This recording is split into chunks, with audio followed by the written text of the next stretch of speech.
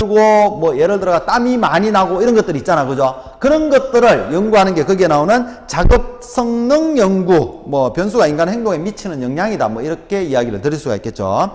그리고 평가적 연구라는 거는 체계 성능에 대한 맨 머신 시스템이나 뭐 제품 등을 평가한다, 이렇게 되어 있습니다. 그러면 우리가 실험실에서 연구했던 건 이제 온도가 높으면 작업이 힘들고 사람이 땀을 많이 흘리고 이렇게 되는데, 여기에 나오는 평가적 연구라는 거는 그러면 도대체 몇 도씨 이상 됐을 때 사람이 땀을 많이 흘리고 뭐 얼마나 흘리고 이렇게 되겠지, 그죠?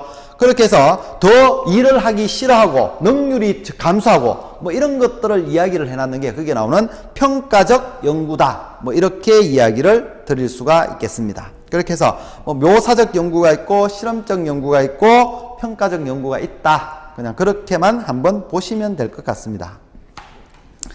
5.4에 가면 인간공학 연구 방법 및 실험 계획 이렇게 되어 있습니다. 실험 계획. 5.4.1에 연구 방법의 개관 이렇게 되어 있죠. 첫 번째, 연구의 사항들은 변수의 유형에는 독립 변수와 종속 변수가 있습니다. 독립 변수와 종속 변수가 있다. 독립 변수라는 거는 뭐냐면, 독립 변수, 우리가 원인으로 생각하는 게 뭐냐면 독립변인이고, 그리고 결과라고 생각하는 결과 이걸 갖다가 종속변인이라고 얘기를 합니다. 종속변인.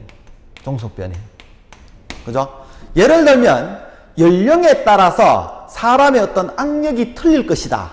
그러면 연령에 따라서 틀릴 것이다, 이렇게 되는 거지, 그죠? 그러면 연령에 따라서 이 악력이 틀릴 것이다 라고 보면 원인은 연령이 되는 거죠, 악력에 대해서.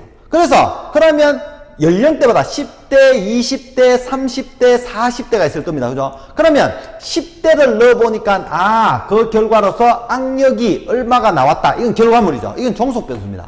즉 여기에 따라서 나오는 이 결과를 종속변인이라고 이야기를 하게 되는 겁니다.